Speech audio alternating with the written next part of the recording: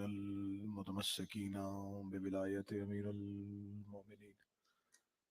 اللهم إياك نعبد وإياك نستعين.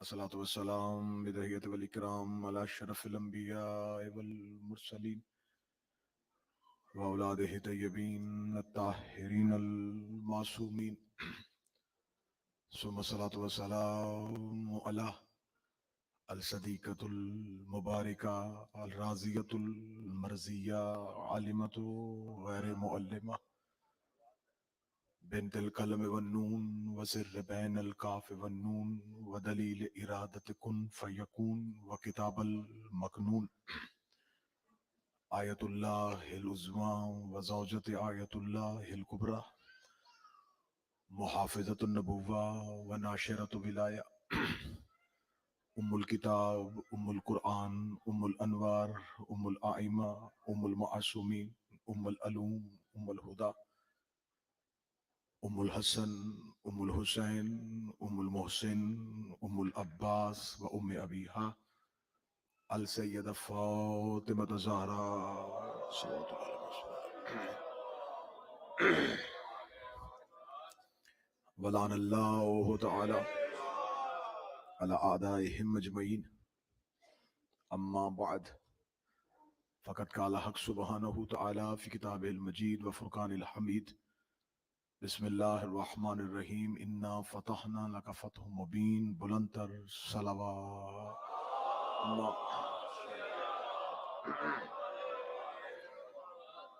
دعائے مالکان ذکر بندگان ذکر کا وارثان ذکر کی بارگاہ میں پیش ہونا قبول فرمائے.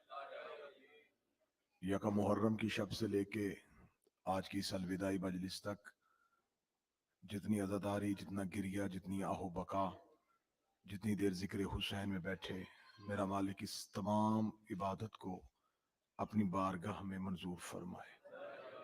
ان عبادات کے درمیان ہم سے کوئی لغزش، کوئی غلطی، کوئی کوتاہی ہوئی ہو، اپنے شان کریمی کی خاطر ہماری وہ کوتاہی، ہماری وہ غفلت ہمیں معاف فرمائے.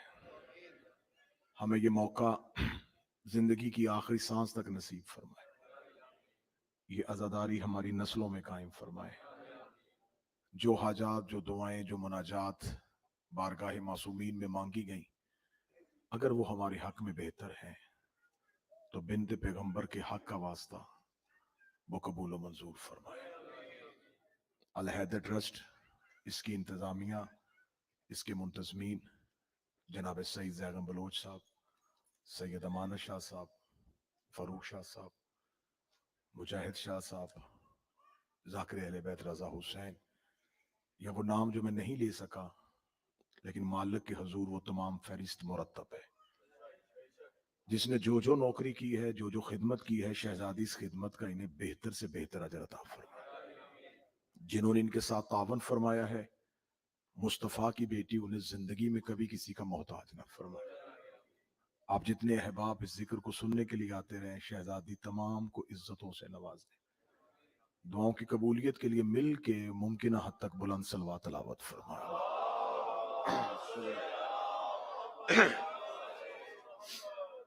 میں اپنی ذاتی جانب سے مشکور و ممنون ہوں انتظامیہ الحیدر ٹرسٹ کا.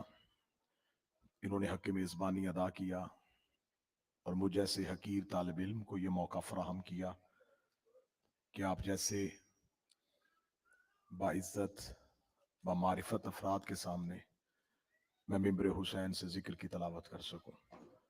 میرے کسی لفظ، کسی جملے سے اگر کوئی اذیت یا تکلیف پہنچی ہو تو میں معذرت خواہ ہوں.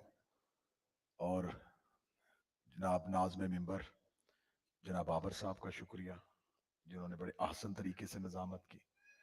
ان ذاکرین کا شکریہ جو ممبر حسین کے مصلی پہ آ کے عشق حسین کی نماز ادا کرواتے رہے.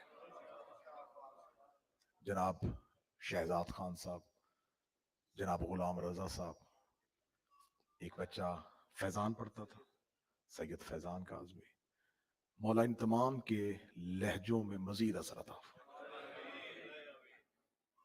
اور کیونکہ جو مجلس پڑھنے والا ہوتا ہے اسے پتا ہوتا ہے کہ مجلس میں کس کس کی معاونت زیادہ ہوتی ہے.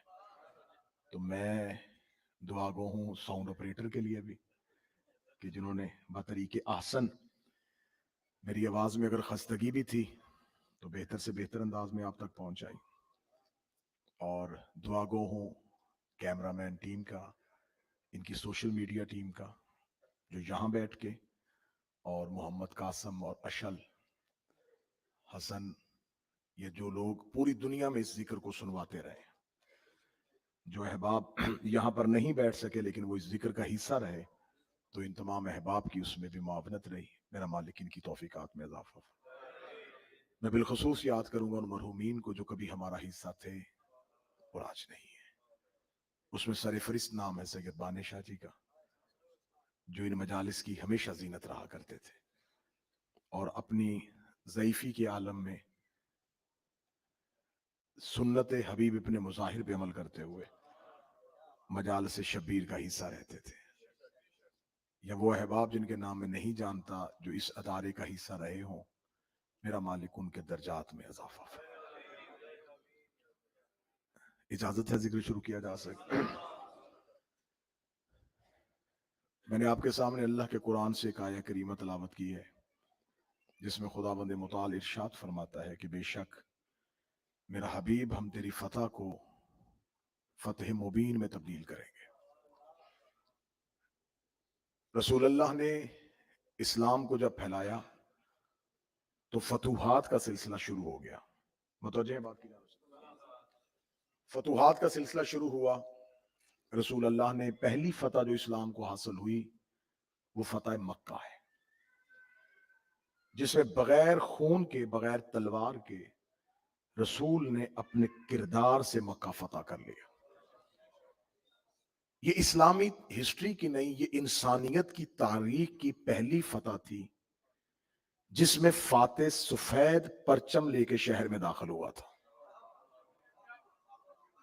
اور اس نے امن کا اعلان کیا تھا۔ اس رسول کے ایک جملے کو آج بھی مورخ دشمن غلط رنگ میں لیتا ہے کہ شاید رسول اللہ نے کسی کے گھر پناہ لینے کے لیے کہا تھا تو وہ ہمدردی کی بنیاد پہ کہا تھا۔ نہیں، رسول اللہ نے کہا تھا آج کوئی میرے سب سے برے دشمن کے گھر بھی چلا جائے تو یہ ہمدردی کی وجہ سے نہیں تھا، نفرت مصطفیٰ کی علامت تھی۔ یہ سب سے برے دشمن کے گھر بھی چلا جائے تو امان ہے، کسی کو کچھ نہیں کہا جائے گا۔ یہ فتح اسلام کی فتح تھی، لیکن فتح مبین نہیں تھی۔ بدر، احد، خیبر، خندق، جتنی بھی اسلام کی فتوحات ہوئی یہ فتح تھی، فتح مبین نہیں تھی۔ اللہ قرآن میں کہتا ہے کہ میرا حبیب ہم تیری اس فتح کو فتح مبین میں تبدیل کریں گے۔ اس کا مطلب ہے کہ اسلام کو کسی فتح مبین کی ضرورت تھی۔ اسلام کو ایک ایسی جیت چاہیے تھی جس کے بعد ہار کا تصور ہی نہ رہے۔ چلے میں فتح مبین کو آسان لفظوں میں سمجھاؤں تو ایسے سمجھاؤں گا کہ جیسے ہر کتاب کتاب ہے لیکن کتاب مبین نہیں۔ کتابیں ہیں، کتاب مبین نہیں۔ قرآن جو ہے وہ کتاب مبین ہے۔ ہر مذہب کے پاس امام ہے، امام مبین نہیں۔ علی امام مبین ہے۔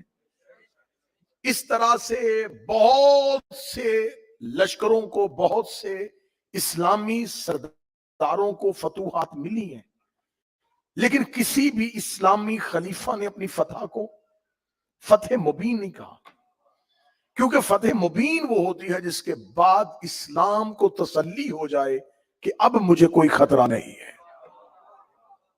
آیت آج بھی قرآن میں موجود ہے،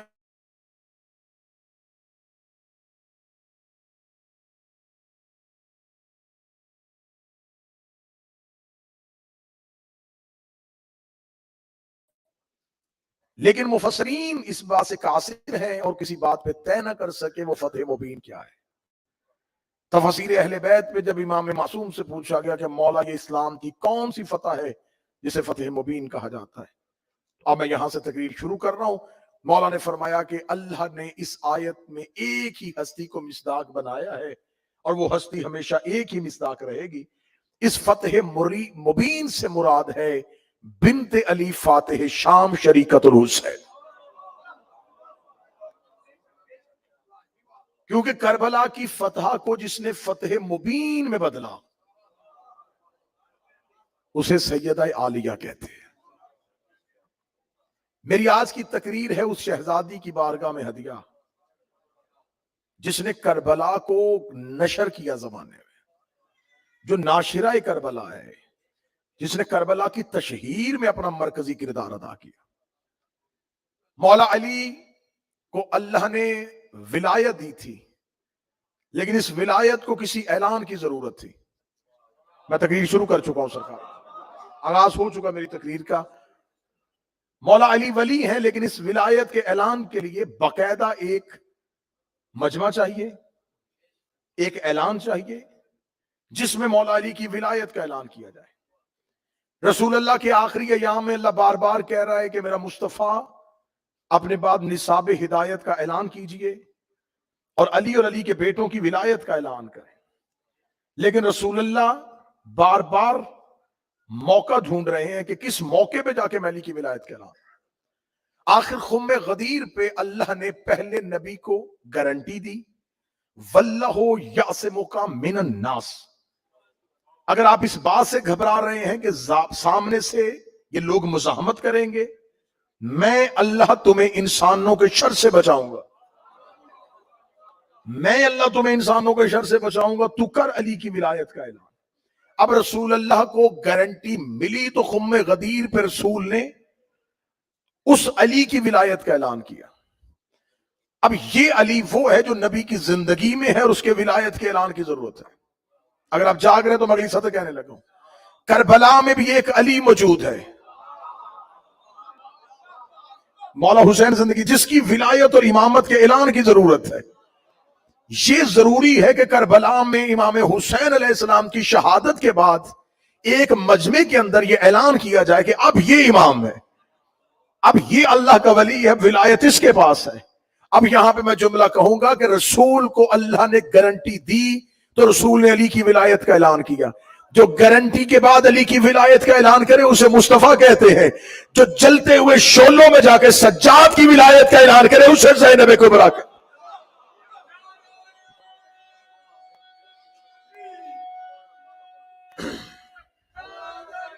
यार आपने हमेशा सारी जिंदगी शहजादी को सुना है एक बेटी और एक बहन के रूप में। मैं आज शहजादी का किरदार पढ़ने लगा हूं कि शहजादी है क्या? क्या एक बेटी बाप से वफा कर रही है या एक बहन भाई से वफा कर रही है? नहीं, हमने शहजादी को देखना है उस जाविये के साथ। जब ये शहजादी दुनिया में आई है तो मौला अमीर अल मोमिनीन ने हाथों पे लेकर पहला लफ्ज कहा, तू अपने बाप की जीनत है। जीनत कहते हैं पहचान को, खूबसूरती को नहीं कहते, जिससे पहचान हो। अल्लाह कहता है ये आसमान पे सूरज और चांद आसमान की जीनत है, सोना मस्तूर की जीनत है, औलाद माँ बाप की जीनत है। इससे मुराद खूबसूरती नहीं है। सूरज और चांद पहचान है कि आसमान है, जेवरात पहचान है कि मस्तूर है, औलाद पहचान है माँ बाप की। अली कह रहे हैं कि ये मेरी बेटी मेरी पहचान है। शायद मैं जुमला नहीं कह सका, ये उस बाप की पहचान है जो खुद अल्लाह की पहचान है। मौला अमीर अल मोमिनीन खुद मजहरे परवरदिगार हैं, खुद जाहिरे परवरदिगार हैं, खुद इजहारे परवरदिगार हैं। तो जो अल्लाह के इजहार की पहचान हो। और मौला अमीर अल मोमिनीन ने शहजादी के लिए कहा कि ये अपनी नानी जनाब खदीजा की शबी है। जनाब खदीजतुल कुबरा, ये भी तारीख की वो मजलूम तरीन शख्सियत है कि इसके भी एक वस्फ को ज्यादा मिंबर पे बयान किया गया। अमीर खातून थी। अमारत खदीजा फजीलत खदीजा नहीं, दौलत की तकसीम कर देना बीबी खदीजा का फजाइल नहीं। बीबी खदीजा का हकीकी फजाइल जो है, चलो मैं एक जुमला सुना देता हूं कि इब्ने हशाम और इब्ने इसहाक 157 हिजरी के मतवफा ये अफराद लिखते हैं कि रसूल अल्लाह जब मक्का में मस्जिदुल हराम में नमाज पढ़ते थे, मक्का में, अभी इस्लाम नहीं फैला, रसूल अल्लाह जब मस्जिदुल हराम में नमाज पढ़ते थे तो मस्जिदुल हराम में रसूल के पीछे एक बच्चा नमाज पढ़ता था, एक मस्तूर नमाज पढ़ती थी और एक ज़ईफ, इन तीनों का पहरा देता था। इब्ने इसहाक जो सबसे पहला सीरत नगार है, जिसने सबसे पहली सीरत लिखी है, जिसने नबी के बाद सबसे पहली नबी की सीरत लिखी है, उसके बाद तमाम ने उसकी सीरत से सीरतें ली हैं। उसने कहा है कि नबी मक्का में मस्जिद हराम में नमाज पढ़ते थे। अगली सतर इस मजमे को तोहफतन 12 मुहर्रम को लेके जा रहा हूं। उस इब्ने इसहाक और इब्ने हशाम ने लिखा है कि ये रसूल मुसलसल नमाज 40 दिन तक मस्जिद हराम में पढ़ते रहे। मुसलसल 40 दिन तक, मुसलसल 40 दिन तक, मुसलसल 40 दिन तक नबी ने मस्जिदुल हराम में नमाज पढ़ी। अली 40 दिन मुसलसल पढ़े, कोई ऐब नहीं है। अबू तालिब मुसलसल 40 दिन पहरा दे, इसमें कोई खासियत नहीं है। जनाबे रिसालते माप 40 दिन मुसलसल नमाज पढ़े, इसमें कोई खास फर्क नजर नहीं आएगा। लेकिन एक खातून होके मुसलसल 40 दिन मोहम्मद के पीछे नमाज पढ़े, जब इसने 40 दिन मुसलसल नबी के पीछे नमाज पढ़ी तो मक्के के लोगों ने कहना शुरू कर दिया, ये तो ताहिरा है। बीबी खदीजा का एक लकब जो आज तक किताबों में मशहूर है, ताहिरा। सदीका और ताहिरा का मुकाबला नहीं हो सकता। ताहिरा वो है जिसके पास मुकम्मल तहारत हो। ये शहजादी है ताहिरा।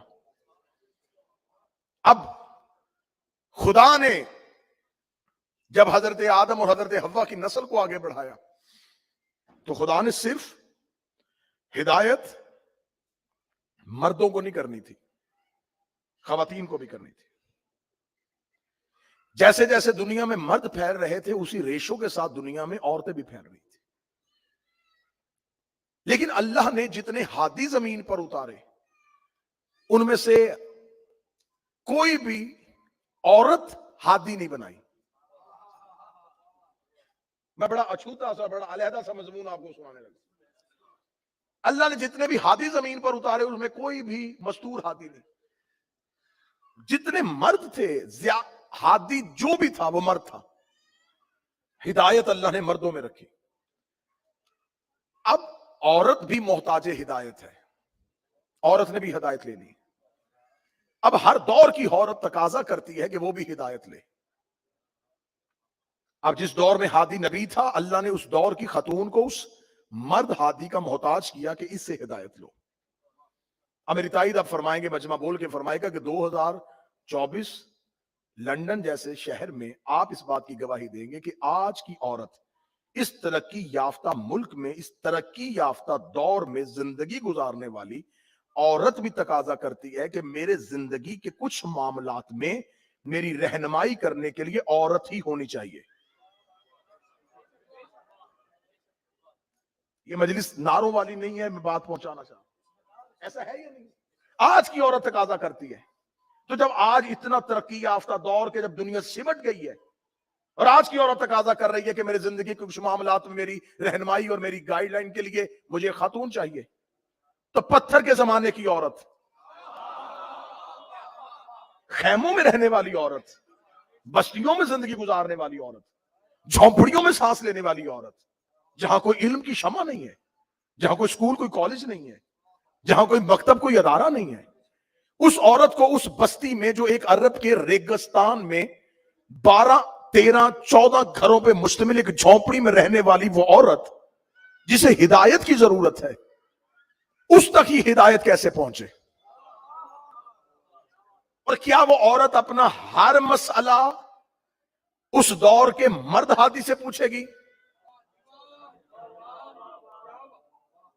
तो फिर खुदा को चाहिए कि उसके कारखाना में कोई चीज की कमी नहीं है, तो वो औरतों के लिए भी हादी उतारे। औरतों में से हमारे पूरी दुनिया में औरतों के लिए तालीम के लिए मुख्तलिफ डिपार्टमेंट है, ये सिर्फ खवातीन के लिए। मेडिकल के शोबे में चले जाएं, ये खातून जो है ये सिर्फ खवातीन के अमराज के बारे में जानती है। तो हिदायत के लिए अल्लाह ने ये इंतजाम क्यों नहीं किया? अब अल्लाह ने अगर मर्दों में हिदायत रखी है तो खुदा ने औरत को फरामोश नहीं किया। خدا نے ہر ہادی مرد کے دور میں ایک خاتون کا کردار مثالی بنایا.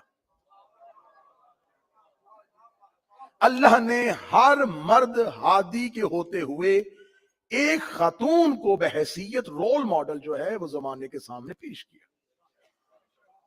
لوگ ہدایت آدم سے لیتے تھے، اسوہ حوا سے لیتے تھے. خواتین ہدایت حضرت آدم سے لیتی تھی، اسوہ حسنہ حوا کا دیکھتی تھی. خواتین شریعت نبوت حضرت ابراہیم کی مانتی تھی، سیرت حاجرہ پہ عمل کرتی تھی. بات سمجھ میں آ رہی ہے کہ نہیں آ رہی؟ لہذا اللہ نے ہر نبی کے ساتھ ایک خاتون کا کردار رکھا. اللہ نے عدل کے پلڑے میں ہلکا سا بھی جھول نہیں آنے دیا. ہادی نبی خاتون کا کردار ہر نبی کے ساتھ. حضرت آدم حوا، ابراہیم حاجرہ، موسیٰ آسیہ، عیسیٰ مریم. اور اللہ نے اپنی قرآن میں باقاعدہ ان مستورات کا تذکرہ کیا، نام لیا ان کا. حضرت آدم حوا کا نام لیا، حاجرہ کا نام لیا، سارہ کا نام لیا. مریم پہ تو اتنا کرم کر دیا کہ اس کے بیٹے کے نام پہ سورت بھیجی ہی نہیں، ماں کے نام پہ سورت بھیج دی. اور پورے قرآن میں جب بھی عیسیٰ کو پکارا نام سے کم پکارا، زیادہ کا یبن مریم ہے، مریم کے بیٹے. اللہ نے مریم سے عیسیٰ کا تعارف کروا کے زمانے کو بتایا ہے کہ کچھ مائیں اتنی عزت دار ہوتی ہیں کہ وہ بھی بیٹوں کو پہچان دے دیتی ہیں. سارا آپ کا ہل گیا اور میں جملہ کہہ گیا. کچھ مائیں اتنی عزت والی ہوتی ہیں کہ بیٹے ماؤں سے پہچان لے لیتے ہیں. یبنا مریم یبنا مریم یبنا مریم پڑھا کے اللہ نے دنیا کو بتا دیا کہ جب حدیث کسا میں فرشتوں نے پوچھا چادر کے نیچے کون ہے، فرمایا ہم فاطمہ تو ابوہا و بالوہا و بنوہا. یہ فاطمہ ہے، یہ فاطمہ کے باپ ہیں، یہ فاطمہ کے شوہر ہیں، یہ فاطمہ کے بیٹے. اب اگر کوئی اعتراض کرے گا میرے اللہ تو نے بیٹی کے ذریعے تعارف کیوں کروایا، تو وہ کہے گا میں نے عیسیٰ کا تعارف ماں سے کروایا ہے. اگر میں گفتگو کرنے پہ آؤں تو میں عیسیٰ کو بھی ماں کے نام سے بلاتا ہوں. اب اللہ نے ہر دور میں خاتون کا کردار مثالی بنا دیا اور اس خاتون کو لوگوں کے لیے، اس دور کی خواتین کے لیے اسوہ حسنہ بنا دیا.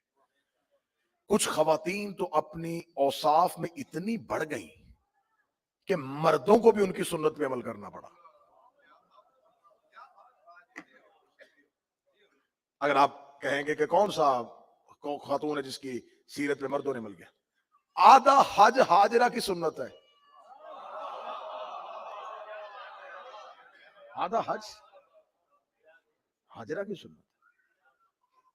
اور جناب حاجرہ جو ہے انہوں نے گھر کی چار دیواری کے اندر چکر نہیں لگائے تھے، کھلے میدان میں لگائے تھے. صدر کہنے لگا ہوں سوئن کی مجلس ہے، زور میں نے لگانا کوئی نہیں ہے، بات قبول کرنی ہے تو آپ کی مرضی ہے.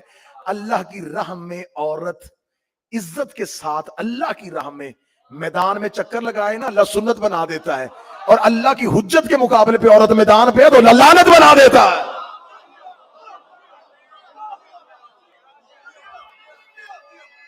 بسم اللہ سر. عزت کے ساتھ آئے.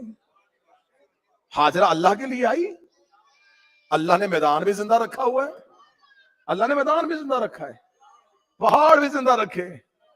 ہر حاجی کو حکم ہے دوڑو، کیونکہ ماں دوڑی تھی. اچھی اولاد وہ ہوتی ہے جو اچھی ماں کے قدموں پہ چلے. تو سارے کہتے ہیں ہم اماں حاجرہ کی سنت پہ عمل کر رہے ہیں. تو اچھی ماں ہو تو سیرت پر عمل کرنا ضروری ہو جاتا ہے.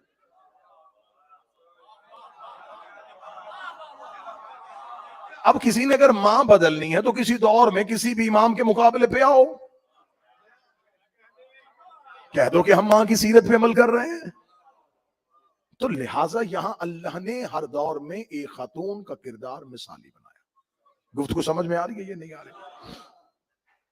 لیکن اللہ جب تمام عورتوں کو اسوہ دیتا رہا تو اللہ نے کسی عورت کو اسوہ کاملہ نہیں دیا، مکمل اسوہ نہیں دیا، ان کی حیثیت پوری نہیں کی.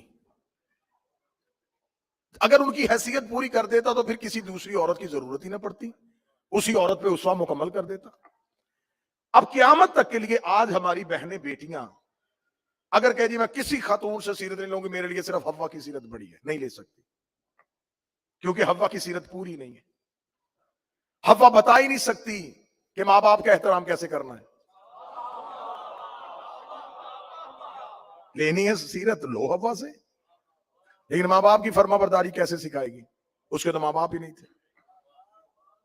جناب آسیہ سے سیرت لے کے دیکھو، اللہ نے قرآن میں مومنہ کہا ہے سیرت نہیں لے سکتے کیونکہ وہ بتا ہی نہیں سکتی شوہر کا احترام کیسے کرنا ہے، کیونکہ وہ زن فرعون ہے. جناب مریم سے عزت نہیں لے سکتے. مریم کیسے بتائے گی کہ شوہر کی فرما برداری کیا ہے؟ اس کی تو شادی نہیں ہوئی. اب اللہ نے یہ عزت دار خواتین بھیجی ہیں لیکن کسی کی سیرت مکمل نہیں کی. جیسے اللہ نے نبی بھیجی ہر کوئی سید الانبیاء نہیں بنایا. اگر کسی نبی کے اوصاف پورے کر دیتا تو سید الانبیاء کا ٹائٹل اسے دینا پڑ جاتا.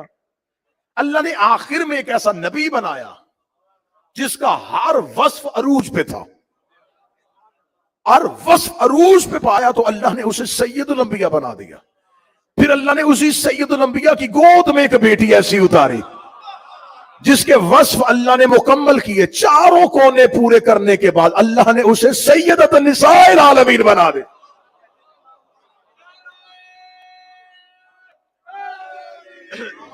سیدۃ النساء العالمین ترجمہ عالمین کی عورتوں کی سردار.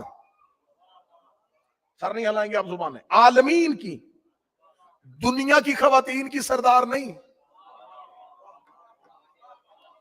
عالمین کی. اب عالمین کی وسعت کیا ہے؟ کب سے ہے، کب تک ہے، کتنے آ چکے ہیں، کتنے آنے ہیں. چلے میں آسان لفظوں میں بتا دیتا ہوں، جہاں جہاں وہ رب العالمین ہے. اس سے اچھی تشریح نہیں ہو سکتی تھی، اس سے اچھی تشریح نہیں ہو سکتی. جہاں جہاں وہ رب العالمین ہے، جہاں جہاں رسول رحمت للعالمین ہے، وہاں وہاں زہرا سیدۃ النساء العالمین. زہرا عالمین کی عورتوں کی سردار ہے. حوا عالمین میں ہے، پیچھے چلے گئے آپ. حاجرہ عالمین میں سے ہے، آسیہ عالمین میں سے ہے، مریم عالمین میں سے ہے. اس کا مطلب ہے اگر یہ ساری خواتین عالمین میں سے ہیں اور زہرا عالمین کی عورتوں کی سردار ہے تو زہرا حوا کی بھی سردار، زہرا حاجرہ کی بھی سردار، زہرا آسیہ کی بھی سردار، زہرا مریم کی بھی سردار. مجمع چپ ہو گیا. خدیجہ بھی عالمین میں سے ہے، سیدہ خدیجہ کی بھی سردار ہے. تو جو شہزادی اپنی ماں کی سردار ہو سکتی ہے اس کا کسی امتی کی بیٹی سے مقابلہ کیسے ہو سکتا؟ یہ تو اپنی ماں کی بھی سردار ہے. اللہ نے سیرت مکمل کر دی. سیرت مکمل ایسے کی کہ اس نے باپ کی اطاعت کر کے دکھائی، شوہر سے وفا کر کے دکھائی، بیٹوں کی تربیت کر کے دکھائی.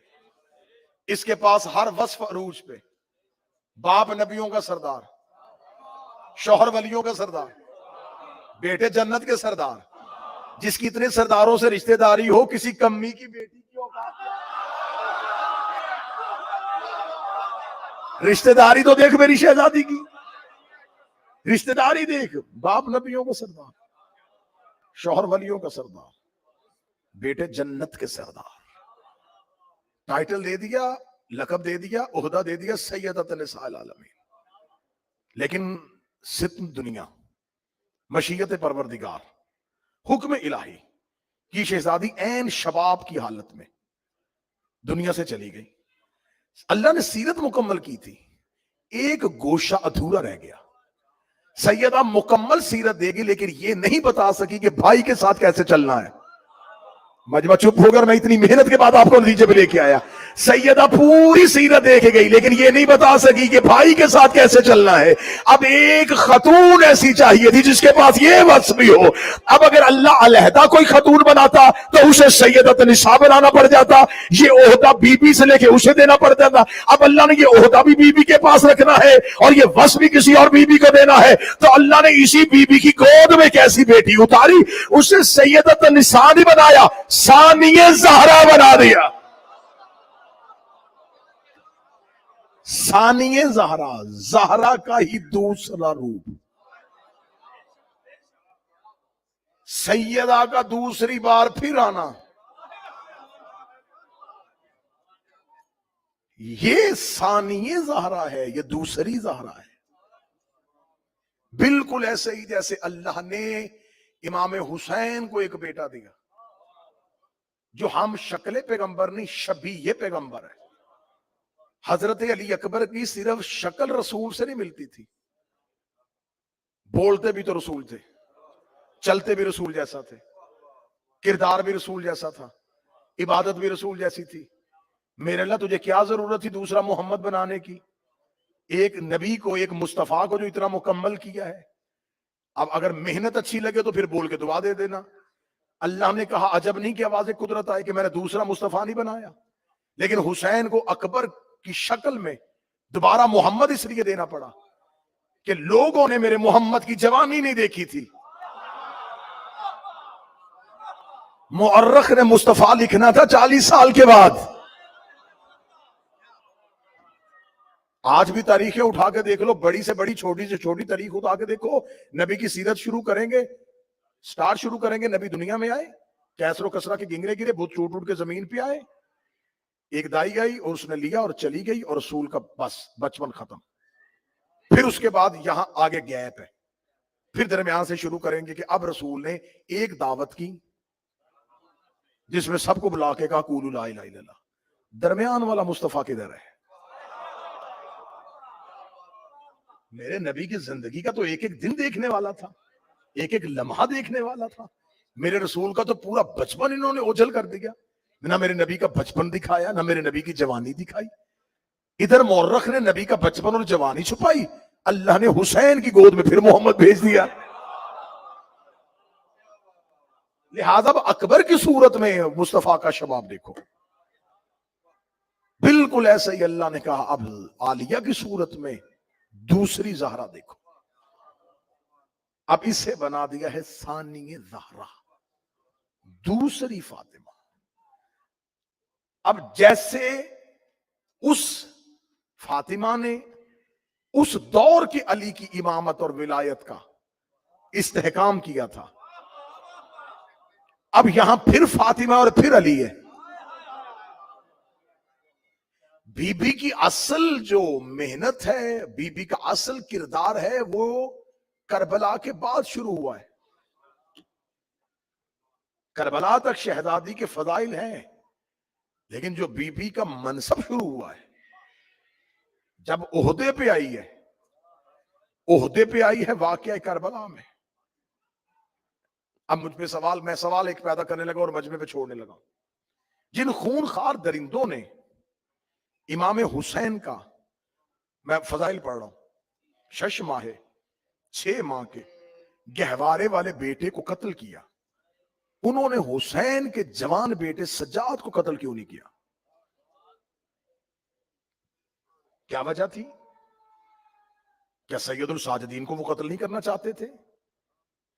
مکمل ارادہ تھا سجاد کو قتل کرنے کا، اس لیے کہ انہیں خبر تھی کہ آنے والا امام یہ ہے، پھر اس کے بعد آنے والے امام محمد باقر ہے۔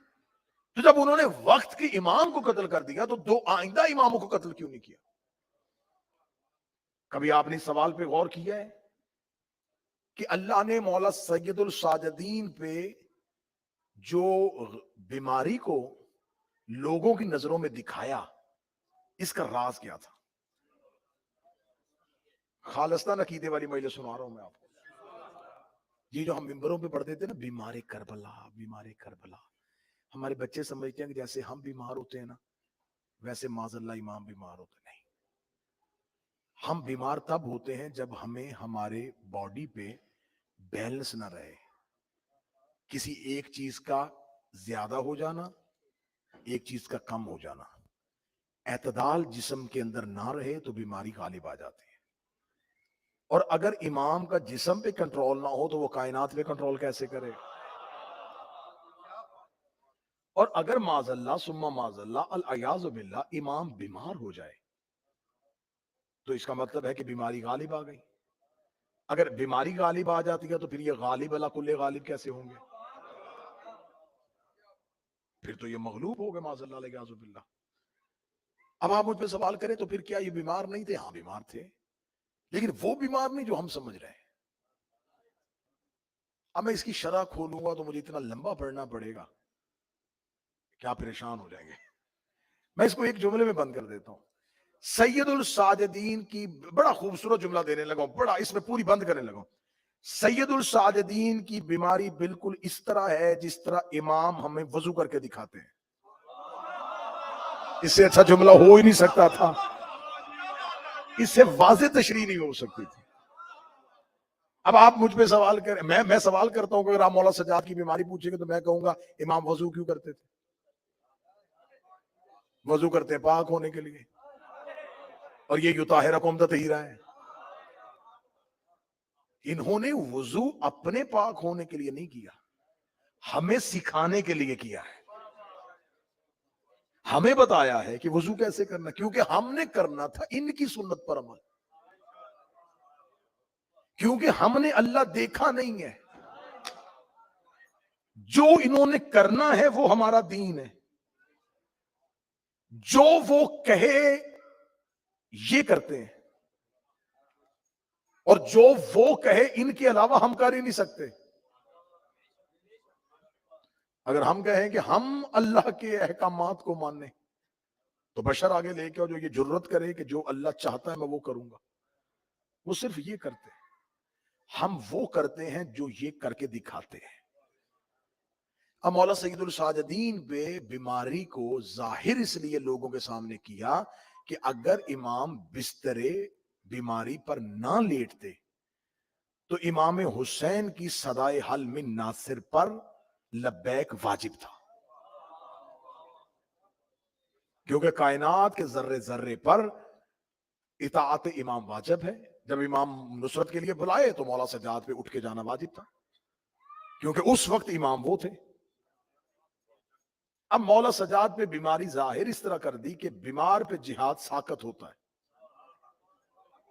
अब मौला सज्जाद बिस्तरे बीमारी पे लेट गए, कातिल के लिए कत्ल और आसान हो गया कि ये तो मैदान में आया ही नहीं, तो लिहाजा इसको खयाम में जाके कत्ल करना तो बड़ा आसान है।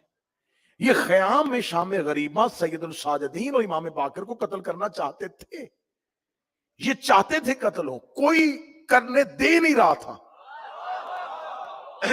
वो जिसने इमाम तक ये 9 लाख हाथ नहीं पहुंचने दिया उसे ज़ैनब कहते हैं।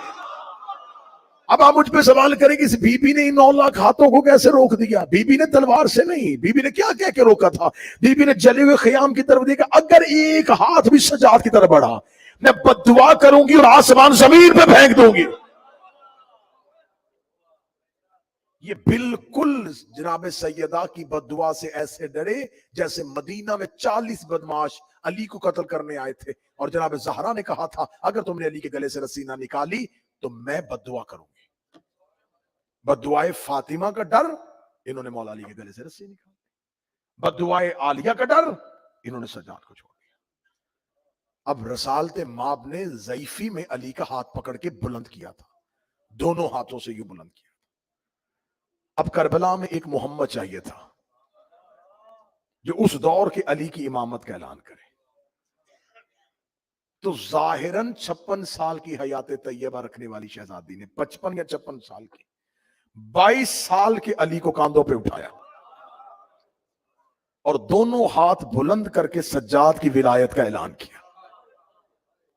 गदीर में 1.25 लाख मजमे में अली का हाथ उठाना आसान था, कातिलों के सामने इस अली की विलायत का ऐलान मुश्किल था। दोनों हाथ पकड़ के बुलंद किए। अब ये फुफ्फी भतीजा नहीं उठा रही, ये इस वक्त का इमाम है। अब अगली सत्र में कहूंगा, मैं खोलूंगा तो अकीदे फट जाएंगे। इमाम का बोझ सिवाय नबी के कोई नहीं उठाता।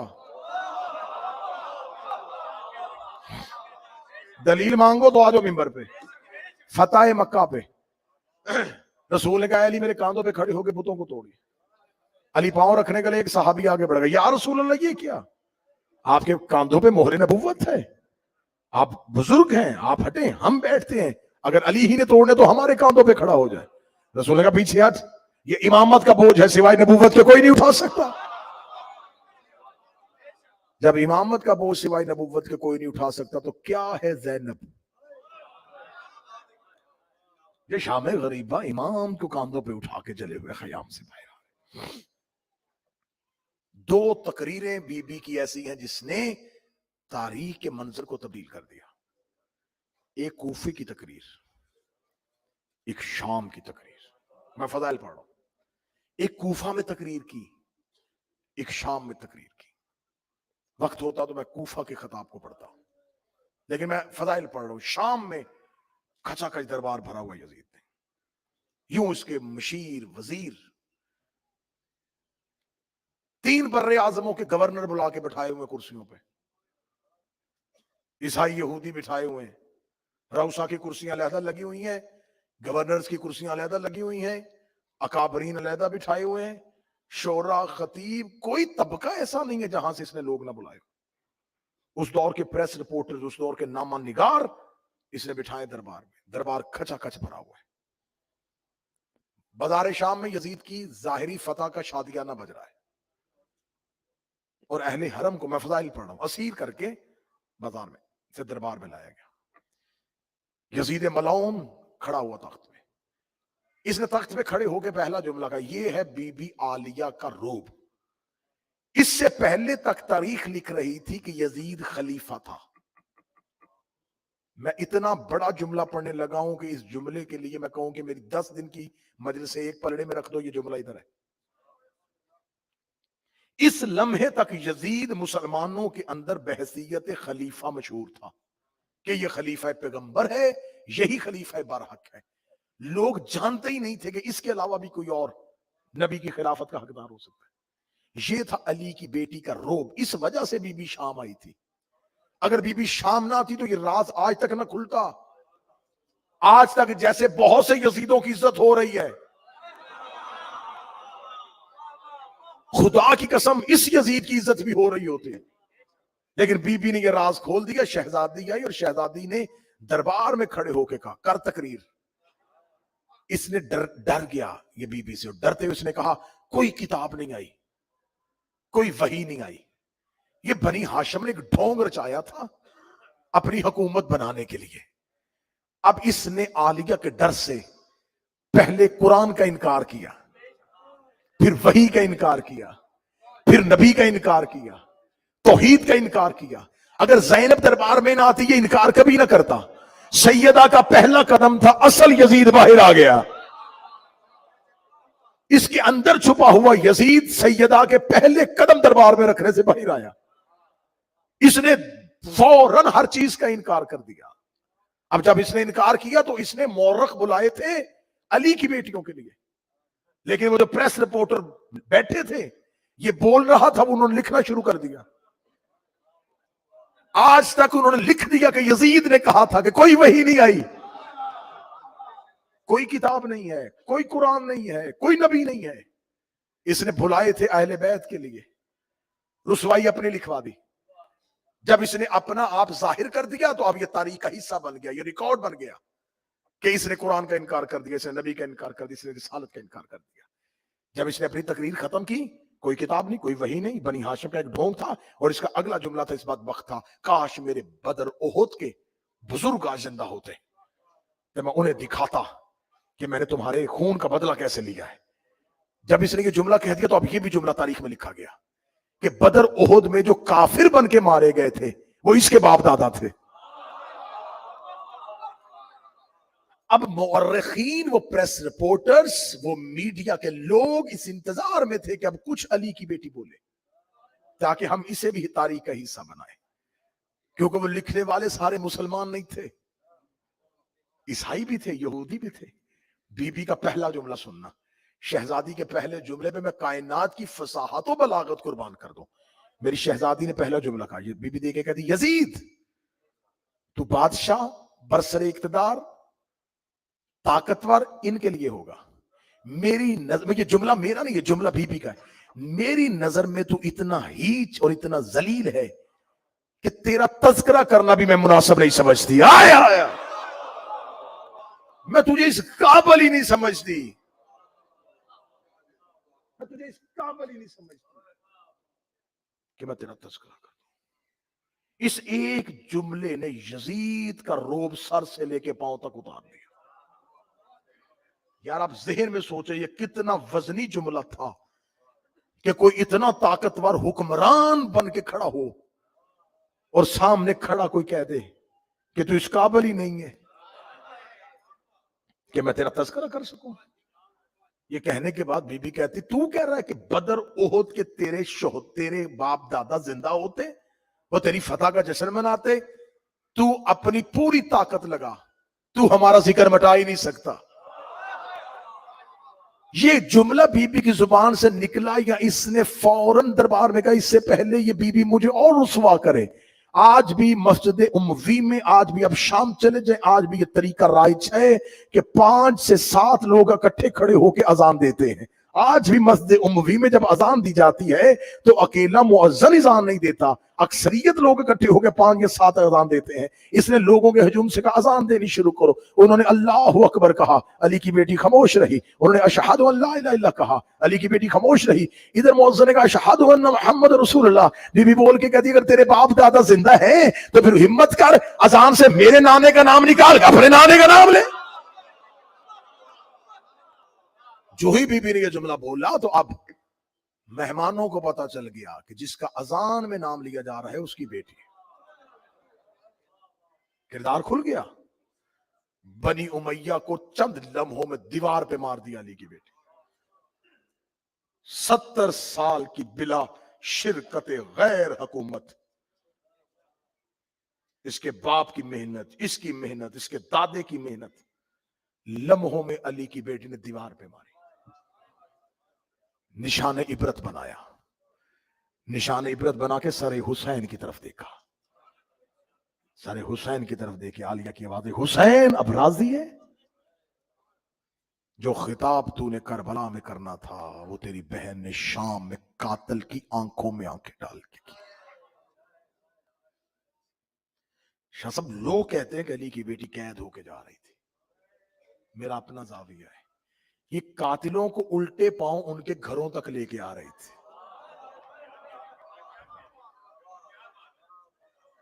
یہ شام آ نہیں رہی تھی, یہ قاتلوں کو ان کے گھروں تک لے کے آ رہی تھی. اس بی بی کے سفر نے بتا دیا کہ کوفے سے کتنے لوگ آئے تھے, بصرے سے کون آیا تھا, شام سے. دربار میں بول رہی تھی علی کی بیٹی. عبداللہ ابن عفیف نامی ایک صحابی اسی دربار میں کھڑا تھا. یہ آنکھوں سے نبینا تھا. اس نے علی کا لہجہ سنا. اس کا بیٹا اس کا ہاتھ پکڑ کے اسے دربار میں لے کے آیا تھا.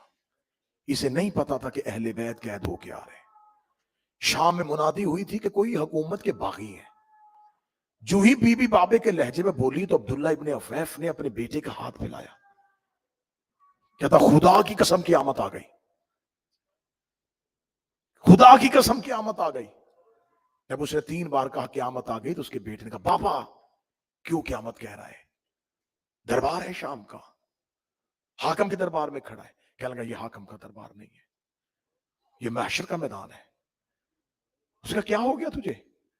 اس کا 40 ہجری میں نے علی کی آخری تقریر سنی تھی.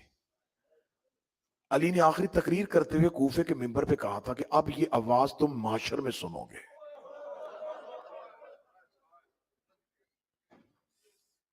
تو یہ علی بول گیا ہے. یہ علی کا لہجہ بتا رہا ہے کہ محشر ہے. بتاؤ علی زندہ ہو گیا. اگر یہ میدان محشر نہیں ہے تو یہ ایک سپاہی کی آواز ہے, یہ علی نہیں, یہ علی کی بیٹی بول رہی. اس نے کہا علی کی بیٹی اور یزید ابن معاویہ کے دربار میں کیا ہوا حسین کو؟ کہاں گئے وہ علی کے شجاع بیٹے؟ کسی نے بتایا کہ سر ان کے نیزوں پہ ہے. اس صحابی کی چیخ نکلی. کہنے لگا پھر علی کی بیٹی کیوں آئی ہے؟ ایک سپاہی نے کہا خود نہیں آئی, رسیاں ہاتھوں میں پہنا کے لے گئی. کیا پڑھوں اس علی کی بیٹی کے درد. एक ही जुमला पढ़ के मिंबर छोड़ दूं तो यही जुमला तुम्हारे रोने के लिए काफी है। ये कायनात की पहली बीबी है जो उम्मुल मुसाइब है, मुसीबतों का मरकज है ये। कौन सी ऐसी मुसीबत है जो इस शहजादी पे नहीं आई? मैंने अशरा मुहर्रम के दौरान कहा था कि मैं करबला की शहादतें पढ़ता भी कोशिश तो करता हूं कि वो रवायात जिसको जिगर इंसान बर्दाश्त नहीं कर सकता उनको छान लिया जाए। लेकिन मेरे गयूर नौजवानों, मैं करबला के बाद कौन सी रवायत को छुपाऊं? क्या शिया कौम के मर जानने के लिए यही जुमला काफी नहीं कि ज़ैनब और शाम? क्या हमारे लिए रोने के लिए यही जुमला काफी नहीं, अली की बेटी और शराबी का दरबार?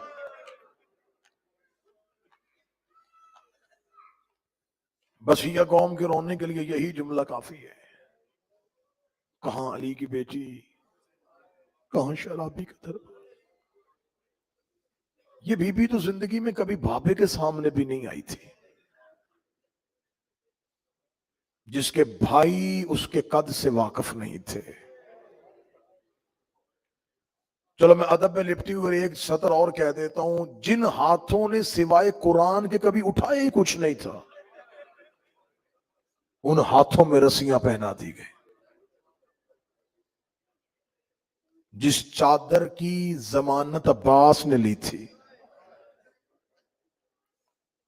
मैं सिर्फ अली की बेटी की रिदा का लुटना पढ़ू ना, जो रवायत किताबों में मौजूद है, तो मजमे से लोग ना उठे, जनाजे उठे कि कैसे लूटी गई थी अब्बास की आकाजादी की चादर।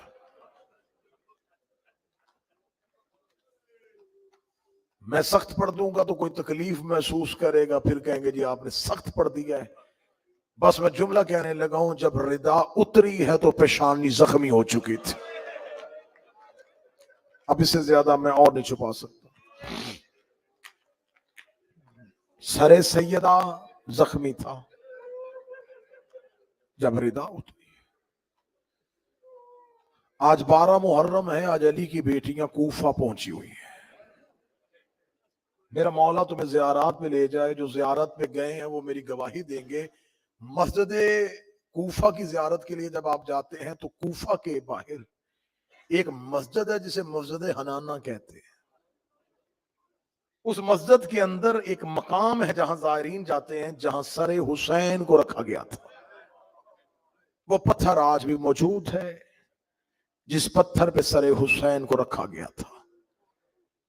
मस्जिद हनाना ये वो मस्जिद है जब 21 रमजान को अली का जनाजा कूफा अपने घर से निकल के जा रहा था तो इस मस्जिद के मीनार अली के एहतराम में झुके थे। इस मस्जिद के मीनारों ने झुक के अली के जनाजे का एहतराम किया था। ये मस्जिद मशहूर हो गई, उमैया का दौर आ गया, अहले बैत कैद हो गए। इन मलौनों ने जो कूफा से पहले 12 मुहर्रम को बीबियों को पहला रोका है, वो इसी मस्जिद हनाना में रोका है। अब अगली सतर में पढ़ने से पहले कई बार डर रहा हूं कि मुझे रवायत खुलनी चाहिए या छुपा के पढ़ दूं।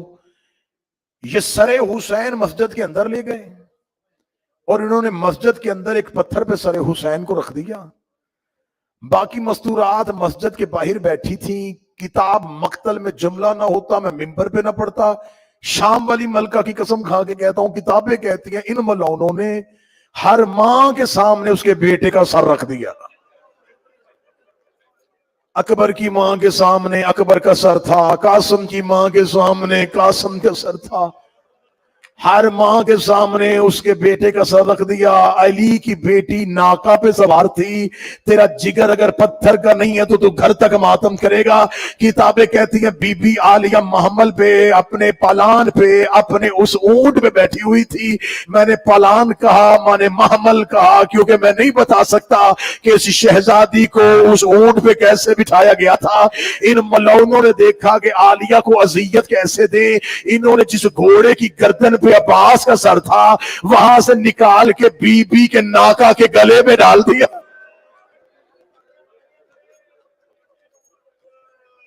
یہاں تک میں نے وہ روایت پڑھ دی ہے جو ممبر سے پڑھ دینی چاہیے. اگلی روایت نہ میں نے کبھی ممبر پہ پڑھی ہے اور میں اشارہ کر دوں گا مائیں دیکھ رہی تھی یا انہوں نے سروں سے کھیلنا شروع کیا. یہ ہر ماں کے سامنے اس کے بیٹے کا سر ہوا میں بلند کرتے ہیں.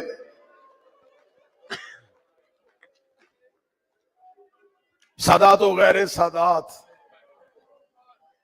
کوفہ میں آئی نہیں بلائی گئی. جسے آج نجف کہتے ہیں اس وقت وہ کوفہ ہی تھا. کتنا مشکل ہوگا بیٹی کے لیے باپ کی قبر سے قیدی ہو کے گزرنا.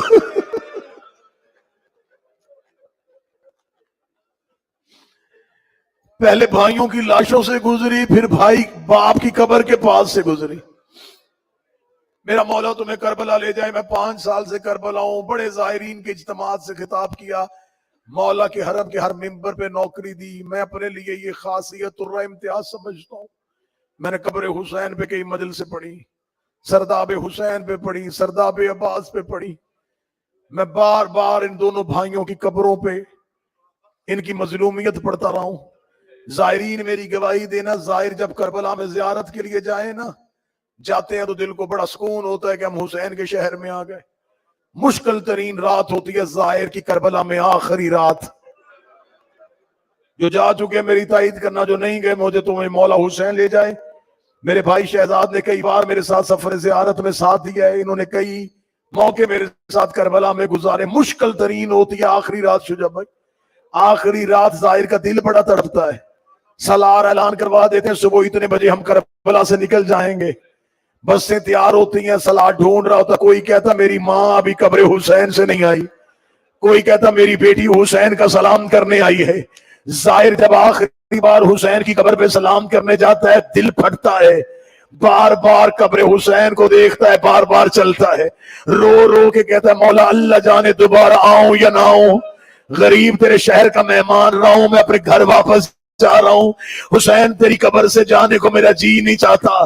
کئی بار ظاہر زری سے نکلتے ہیں, پھر زری پہ چلے جاتے ہیں, پھر دروازے سے نکلتے ہیں, پھر دروازے سے چلے جاتے ہیں. لوگ ایک دوسرے کو کھینچ کھینچ کے امام حسین کے حرم سے نکالتے ہیں. میں نے کربلا میں بیٹھ کے یہ جملہ کئی بار پڑھا ہے, اے حسین کے ظاہرو, آج حسین کا حرم ہے, آج عباس کا حرم ہے.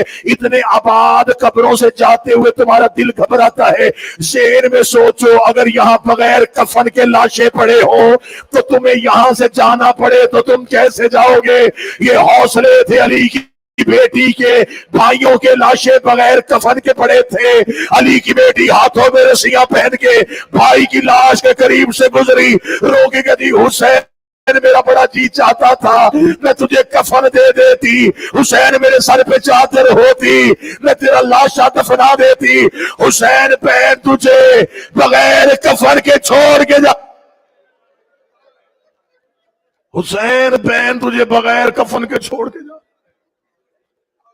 اے میرا غریب کربلا بھائی, اے میرا مظلوم کربلا بھائی,